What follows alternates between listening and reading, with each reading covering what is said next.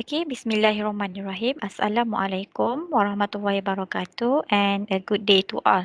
Okay, so pada sesi kali ini saya akan membuat penerangan berkenaan topik yang berkaitan dengan straight line equation. Okay, so topik itu kita panggil midpoint dan juga distance antara titik. Okay, so apa yang kita akan pelajari hari ini adalah berkaitan midpoint dan juga distance. So midpoint ni kita panggil titik tengah. Jika kita ada beberapa titik, mostly kita akan consider antara dua titik. Okay, walau bagaimanapun, masalah ataupun problem berkaitan titik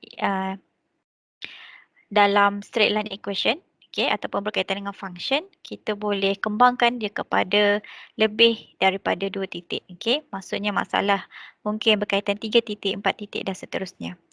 Okay, so midpoint atau titik tengah dan juga distance iaitu jarak antara dua titik, mostly dia adalah berkaitan dengan coordinate system iaitu kita panggil affine coordinate system. Okay, so affine coordinate system ni dalam bentuk two-dimensional figure di mana point ataupun titik itu kita akan tulis secara umum dalam bentuk titik X dan Y. Okay, so di sini kita akan mulakan dahulu dengan masalah berkaitan macam mana kita cari titik tengah ataupun midpoint dan juga seterusnya kita akan lihat jarak di antara dua titik iaitu kita panggil distance between two points. Okay, so katakanlah kita ada dua titik P dan Q. Okay, so dua titik itu adalah dikenali sebagai titik P dan Q, di mana titik P koordinat dia kita boleh kenal pasti sebagai X1, Y1 dan koordinat Q kita labelkan dia sebagai X2, Y2. Okay, so titik tengah ataupun midpoint okay, untuk segmen boleh dikira dengan menggunakan formula ini.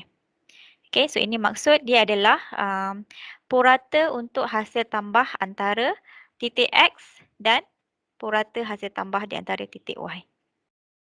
Okay, maksudnya kita boleh kira dengan menggunakan X1 tambah X2 bahagi 2, kemudian Y1 tambah Y2 bahagi 2. Okay, so ni adalah formula umum untuk mencari titik tengah, midpoint. Okay, so sebagai contoh, okay, mari kita lihat contoh untuk example 1. Masalah dia adalah find the coordinates of M. Okay. The midpoint of JK is given as J sama dengan -1, Y2 dan point K sebagai X6, Y1. Okay, M ni adalah koordinat untuk titik tengah kita iaitu midpoint. Okay, so di sini kita boleh kira menggunakan midpoint formula sebentar tadi yang saya telah jelaskan. X1 tambah X2 bahagi 2, Y1 tambah Y2 bahagi 2. Okay, so kita akan menggunakan formula umum ini dan kita kena pasti yang mana satu X1, yang mana satu X2 dan yang mana Y1, Y2. Okay, secara umumnya kita boleh anggap dengan cara titik pertama adalah X1, Y1. Okay. Titik ataupun koordinat kedua adalah X2, Y2. Okay, so seperti yang ditulis ini, kita ada point J, so kita akan anggap X1, Y1 sebagai -1 dan 2. Kemudian X2, Y2 adalah titik K iaitu X sama dengan 6, Y sama dengan 1. Okay, so setelah kita kenal pasti yang mana point pertama dan point kedua, kita akan masukkan dalam formula umum ini. Okay, kemudian kita dapat kira -1 tambah 6 bahagi 2. Kemudian untuk Y koordinat kita ada 2 tambah 1 bahagi 2. Okay. Dan kita akan dapat 5/2 dan 3/2. So ini adalah titik ataupun koordinat yang telah kita mudahkan. Okay, so kita lihat practice question di sini. Find the coordinates of the midpoint of AB. So AB ni adalah segmen. So koordinat A adalah 5 dan 12. Koordinat B adalah -4 dan 8. Okay, so guna formula yang sama. So para pelajar perlu ingat formula umum ni perlu ditulis setiap kali dalam penyelesaian yang perlu ditunjukkan. Okay, so A adalah X1, Y1, B adalah X2, Y2. Okay, so setelah kita kenal pasti, okay, so kita ada 5 tambah negatif 4. So di sini kita ada tanda positif dan negatif yang kita perlu rationalizekan. Okay, so tambah tolak kan jadi tolak. Okay, so akhirnya kita akan dapat jawapan untuk titik tengah sebagai half and 20/2. So 20/2 ni boleh dimudahkan lagi. So kita dapat half and 10. So maksudnya di sini midpoint dia adalah X sama dengan setengah dan Y dia adalah 10. Okay. Seterusnya kita akan pergi kepada distance. Okay. So distance formula, formula ni dikenali sebagai dalam bentuk punca kuasa. Okay. So distance selalunya simbol dia dalam bentuk D. Okay. So distance adalah D, small d. Okay. So distance D adalah sama dengan punca kuasa X2 tolak X1 kuasa 2 tambah Y2 tolak Y1 kuasa 2. And then step terakhir adalah kita kira punca kuasa. Okay, apa itu X1 dan X2, Y1 dan Y2? Okay, X1, Y1 adalah koordinat pertama dalam masalah. Okay, X2 dan Y2 adalah koordinat kedua dalam masalah. Okay, first coordinate is X1, Y1, second coordinate is X2, Y2. Okay, so kita akan tengok contoh berkaitan distance. Okay, so saya akan baca problem dalam example 2. Okay, Troy's disc is 20 feet short and 8 feet to the right of the basket. On his first put, the disc lands 2 feet to the left and 3 feet beyond the basket. Okay, so if the disc went in a straight line, how far did it go? Okay, so basically kita ada masalah di mana situasi yang kita ada dalam example 2 ini, okay, berkait dengan distance. Okay, sebab dalam soalan dia ada tanya, okay, jika disc mengikuti ataupun mengikuti dalam bentuk persamaan lurus, okay, jadi dia tanya how far, berapa jarak dia pergi. Okay, how far did he go, berapa jarak dia pergi. Okay, so basically problem ni kita boleh kena pasti bahawa maklumat yang diberi contoh seperti 20 feet short, 8 feet to the right. Okay, so kita boleh transform dia dalam bentuk coordinate. Okay, so kalau dalam graf kita tahu origin kita adalah 0, 0. So kita boleh fikir bahawa basket tu dia dalam kedudukan 0, 0 iaitu titik asalan ataupun origin dengan lokasi mengikuti maklumat yang diberi 8 feet to the right. 20 feet short tu maksudnya dia di belah bawah. So kita dapat satu koordinat. So maklumat pertama 20 feet short dan 8 feet to the right, dalam bentuk koordinat kita boleh transform dia menjadi satu koordinat sebagai X8 dan Y sama dengan negatif 20.